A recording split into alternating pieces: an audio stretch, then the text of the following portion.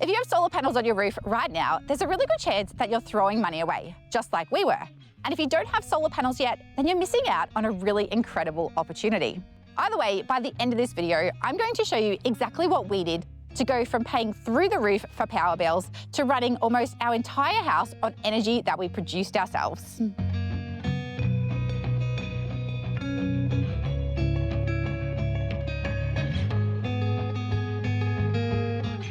So to give you a little bit of context, we live on 5 acres just outside of Ballarat. And we built this house about 6 years ago. But before we built the house, we actually subdivided the land. And when we did the subdivision, we had to work out how we were going to get access to power. When we were in the process of the subdivision, we started to realise that our house and where the location of the house was going to be was more than 100 metres away from our neighbours in both directions. So this neighbour was more than 100 metres this way, and this neighbour was more than 100 metres of this way, which meant we couldn't tap into either of the existing power poles so that we could get power for ourselves. So what that meant is we actually had to put our own power pole on.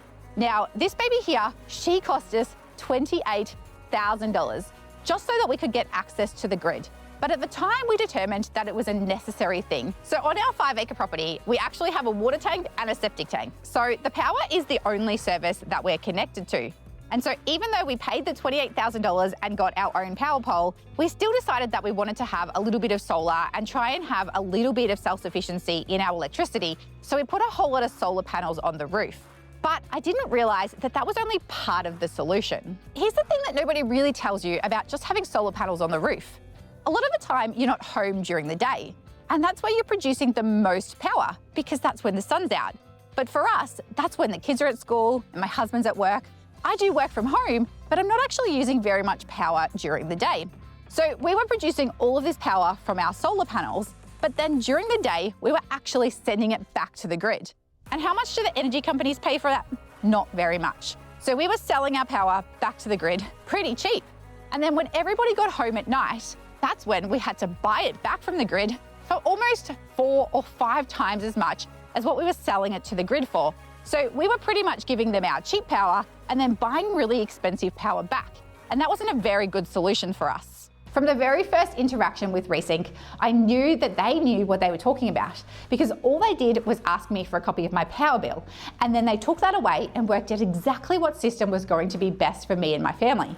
Now in Ballarat, winters are cold. Not snow cold, but cold enough that we get a lot of frosts. So we often have the mornings, a lot of days where we're down sort of around -1, -2 overnight, and then we only get to a top of 6 or 7 degrees throughout the day.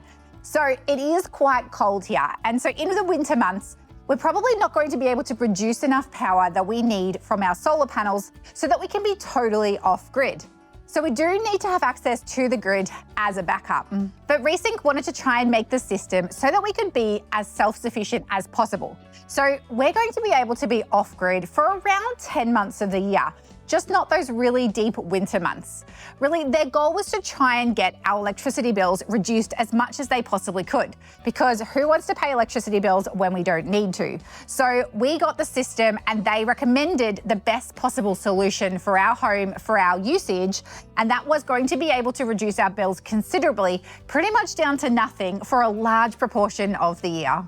They make sure that they actually assess your individual situation, because we're all different and we all use our home in different ways. And that way they can recommend what's going to be best for you and your family. Now, let me talk you through the actual installation process. So from the moment the installation team arrived, they were so in depth with everything they were doing. Before they even started installing the battery, they sat me down and walked me through the whole process. They asked me what we wanted to be backed up most, so that when the grid does go down, what appliances, what circuits, and what things inside the house matter most to us that we still have access to. And then they designed the whole system around that, so that when the power does go out, the things that matter most to our family are the things that are going to keep on running. I think for all of us, the reason why we want to have access to power when the grid goes down is a little bit different, but for us, some of the main reasons why I wanted to get a battery and backup power was so that we could have certain appliances still running. The fridge being number one, because when the power goes down, we don't want everything in the fridge to go off. We also really wanted access to our water pump, or to have power to pump the water so that we could still continue using the taps to get water, flushing the toilets, having showers, and those sorts of things. For me, another thing that's really important is the internet. Now, just mainly because I'm a content creator and I'm always uploading things, whether they're uploading into the drive or uploading directly to YouTube. And if I'm halfway through an upload when the power goes down, well, then I have to start that completely all over again. The last thing that I really wanted to be able to have access to was just some lighting. We don't need a lot of lighting, and me and my husband are fine, but we still have young kids, and when it goes completely dark, they do get very scared because they still have night lights. And while candles and torches work okay, it's better if we can just have access to those night lights so that they can still go to sleep easily and there's not going to be anything that's going to scare them dramatically. It was actually really fun for me to sit back and watch them do the installation, because usually I'm doing all of the DIY projects myself, and so it was really nice to have them do all of the installation work themselves and to watch with how much ease they walk around on the roof. So those two tiny little panels that you can see on the roof right now, those are solar panels that work with a light that I put on the inside. And when I did the installation of those, I actually got up on the roof and installed those myself, and it was quite scary walking around on the roof, but they just did it with so much ease. Now, let me explain the entire system and everything that was used. So the first thing was that we got rid of the old 6.8 kilowatt solar system with the original 330 watt panels. Ideally, it would have been great to be able to keep those panels. However, unfortunately, they just weren't efficient enough to be able to provide us with enough power so that we could get what we wanted out of the solar system. So we removed those panels and then replaced them with 26 new Longi Hymo 475 watt panels on the roof, and also two 5 kilowatt hybrid inverters, which gave us 10 kilowatts combined. Then for the most exciting part for me, the battery. So this is the Anker Solix X1 with 30 kilowatt hours of storage connected to the PowerDock Pro. And finally, what brings the whole system together is whole home backup. Now, instead of sending all of that excess power back to the grid during the day, we can store it in our own battery. And then at night, when the family is home, we can use the power that we stored to run our home, the lights, the appliances, everything. Even during a power outage, the entire home can continue running as normal. We are finally using the power we produce on our own terms. We actually had a few different options when it came to where to put the batteries, and we did think about a few different places to put them, but in the end we decided to place them inside our garage. Although they do have amazing durability and they can actually go outside. In fact, the system is actually certified with IP66 and C5M, which is the highest industry standard for durability, and they can handle coastal salt exposure, extreme heat up to 55 degrees Celsius, and maintains full power operation anywhere from -20 all the way up to 55 degrees. So we could have put them outside, even in Ballarat, but we just thought that we would put them on the inside in the garage. These batteries are very sleek and very slimline, so they really don't take up very much space. This is about the thickness that the battery is when it sits out from the wall. And we painted the garage black when I did the workshop transformation. And so these actually blend in really well with the garage, and they kind of look like they were meant to be here now.